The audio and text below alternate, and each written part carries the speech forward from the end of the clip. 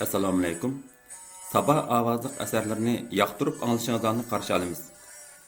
Anglayotganinglar Şinjan Xalq Nashriyati nashr qilgan tarixiy roman Chala tekkan o'q. Avtori Abdulla Talib. 5-bob. 1.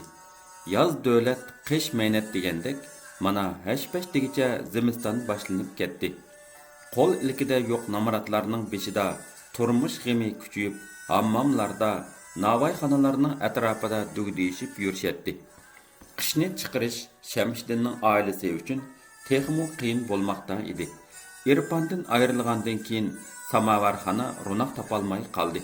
Uning ustiga Shamshiddin dard alam dastidan bargan sari ojizlashib boradi. Uning birdan-bir o'g'li Faxriddinning tangan sunug'i tuzuk tutmay tehichla balxana uyda nimjan yotadi.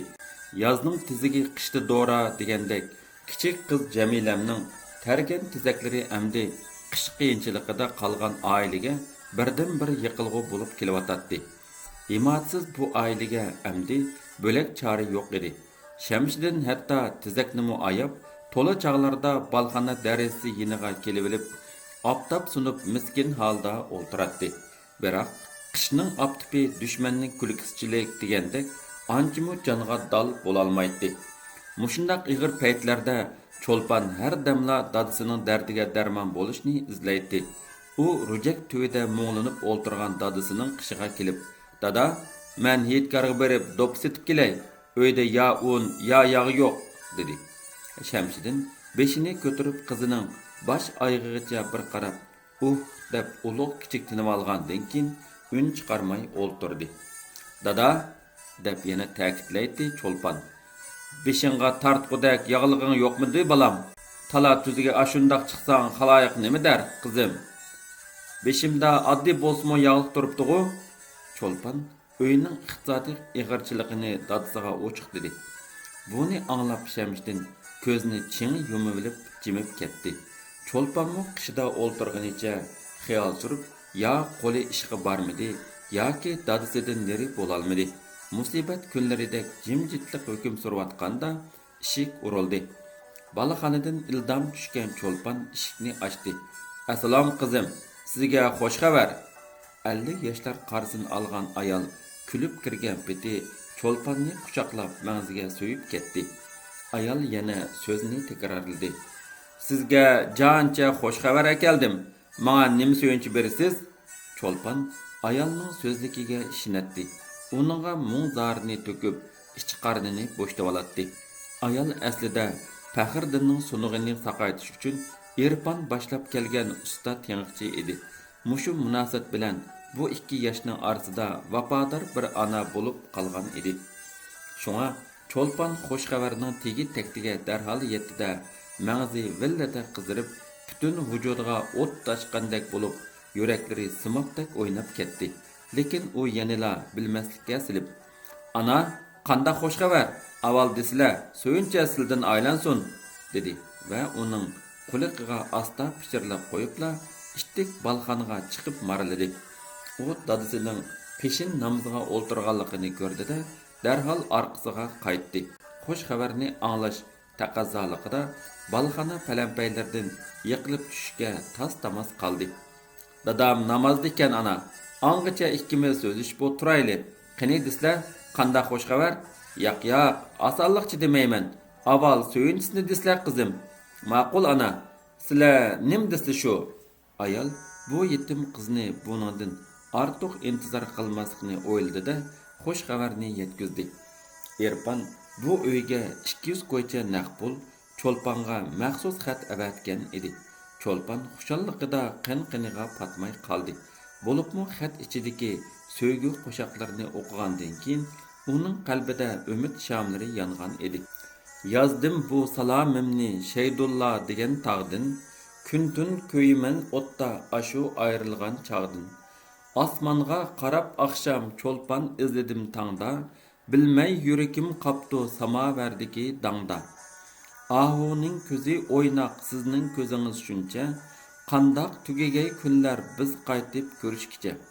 Cho'lpon hararatli hayajon huzurida qo'shoqni o'qib tugatdi-da, uni ilib kelguchini chin quchoqlab peshonasiga qayta suyib ketdi va chin qalbidan minnatdorlik izhorladi. Rahmat ana, sizlar bizga umid chirig'i yetkazib keldilar. Dili sunuq, ruhi parishon dadamning ko'nglini ko'tarish uchun bu xush xabarni o'z ig'izlari bilan aytsizlar. Cho'lpon ayolni boshlab balxonga chiqqanda Shamshiddin namozini tugatib, yana shu ro'jiki tuvida dudib o'ltiradi. Salomdan keyin ayol Irfanning xat xaltasini ikki qo'llab sundi. Ayoliq Cho'lpon bo'lsa bu chaqda bir bahona bilan eshikning sirtiga chiqib, asta marlab dadasining holatini kuzatmoqda edi. Ayol bo'lsa karvatda yotgan Faxriddinning ustixonini ko'zdan kechirishga boshladi. Shamshiddin vafodor o'quvchisi Irfanning xatini ko'rib bo'lgandan keyin cho'nqur minnatdorlik bildirib, uzun duo qildi va birdilla tetiklashib ketdi. Bu nijotli xabarni yetkazib kelgan kishiga chin qalbidan cheksiz hashqalla rahmat aytdi. Orqadan aqillardan hurmat yanar, nadonlardan kulfat yanar degan ulug'larning so'zi barhaq rost ekan. Mansab go'rga yaqin, ma'rifat gulga degan donishmandlarning so'zimi barhaq ekan. Ilohim Irfanning beshin amon, mushkulni oson qilsin, dedi hayajonlanib. Shamshiddinning so'zi oxirlashiga Cho'lponmi hech nimani bilmagan qiyofatda kirib keldi.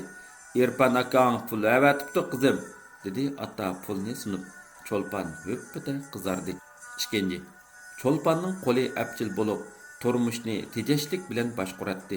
Bor deb to'kmaydi, yo'q deb ko'pmaydi. Irfanning Shaydullardan avatgan xolisani yordammi ularning yo'qsizlik yukini xili darajada yengillashtirgan edi.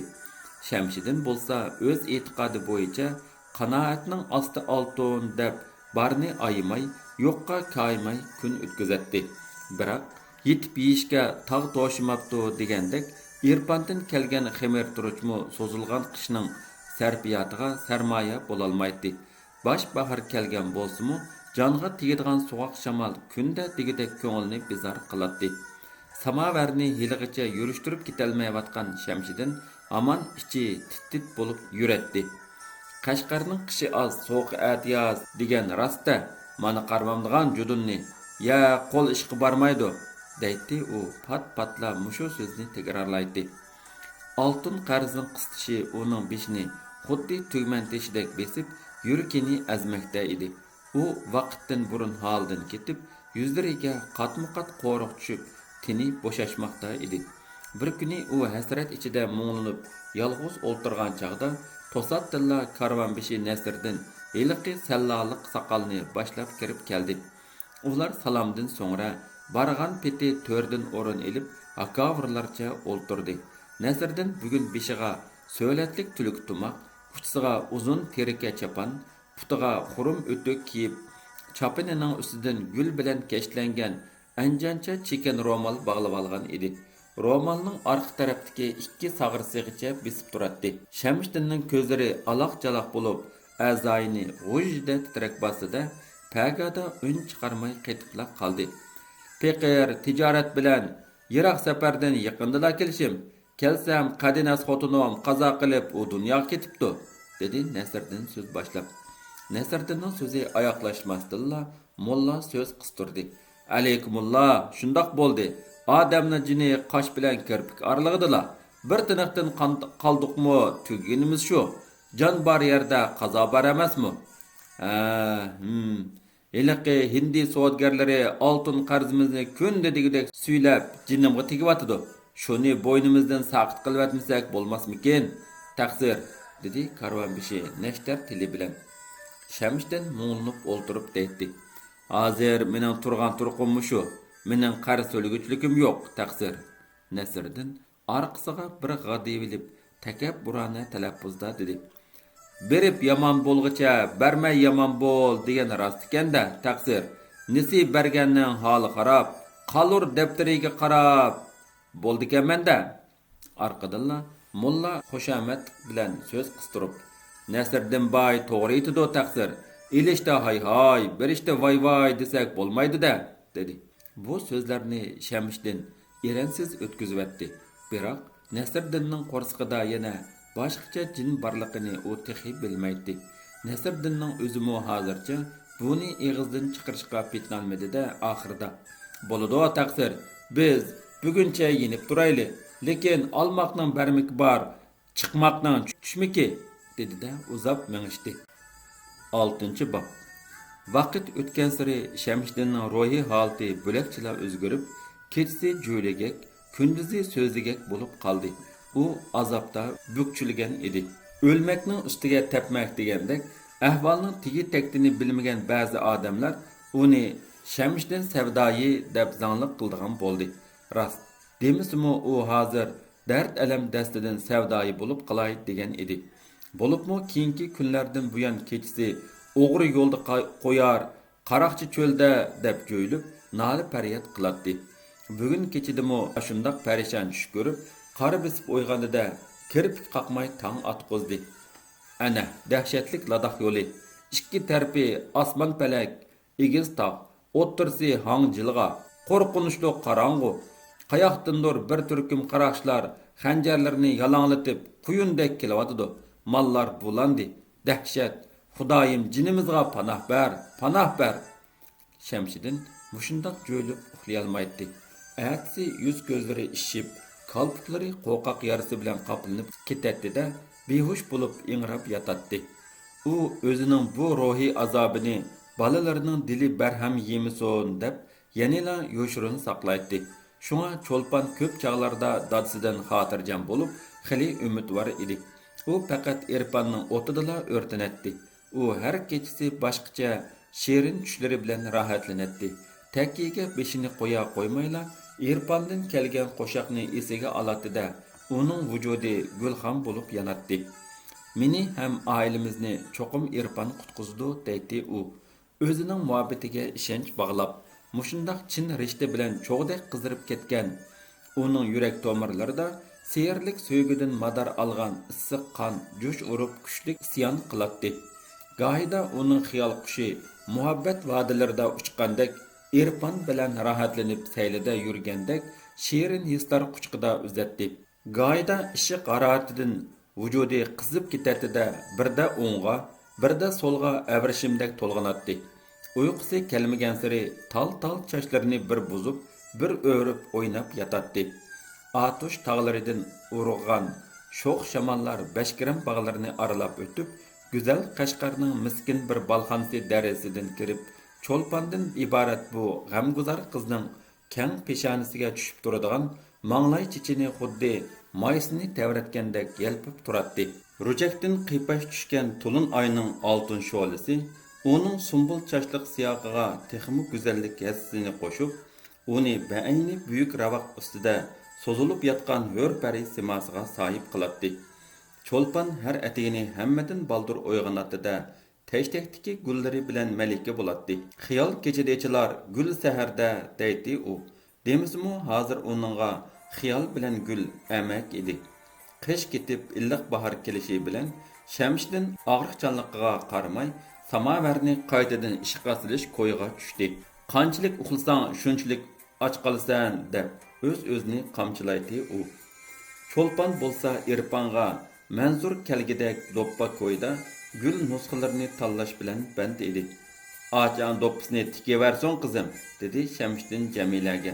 "Ikkimiz bo'lsaqmi medirlag'ash turayli." Bahar kirgandan keyin rost degandek Shamshiddin xalila umidli bo'lib qolgan edi.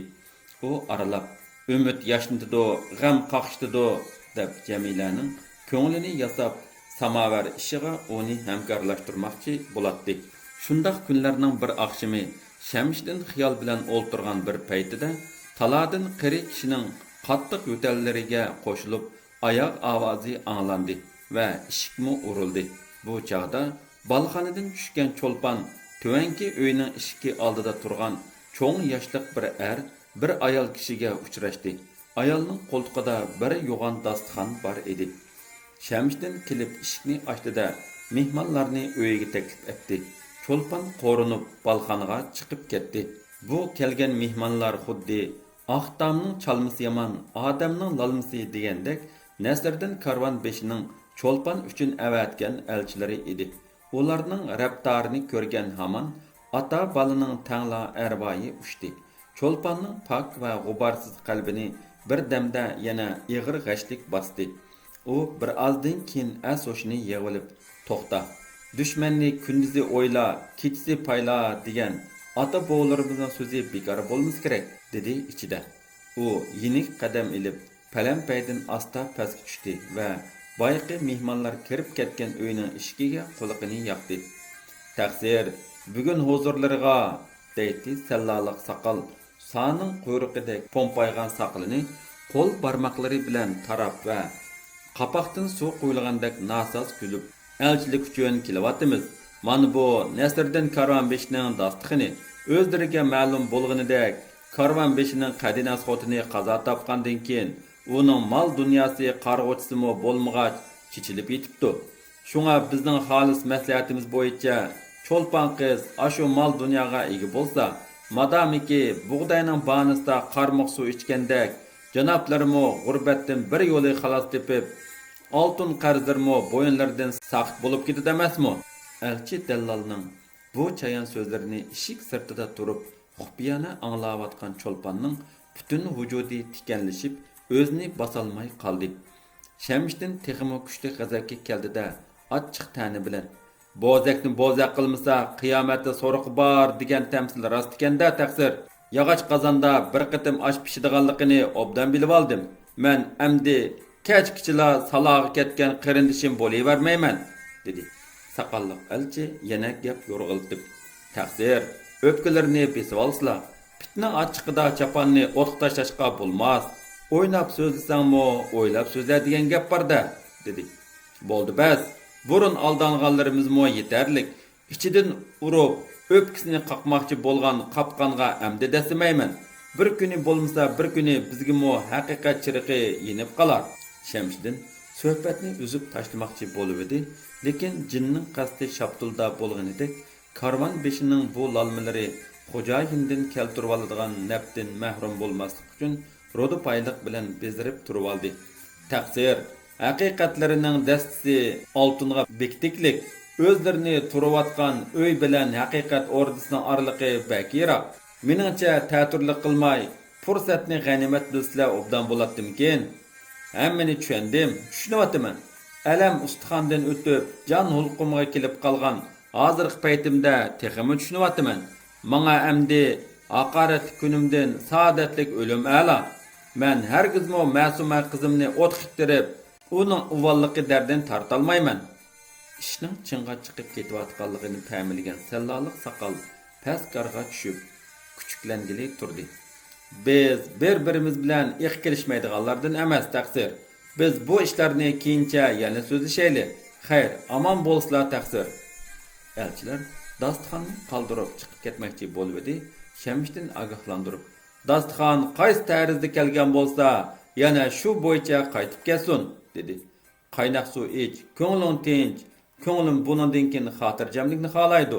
Shamshiddinning dakkisidan elchilarning demi ichiga tushib ketdi-da, keyin yana qancha qilsimi bo'lmay, keltirmishni qo'ltiqlab salpayganlaricha mandi.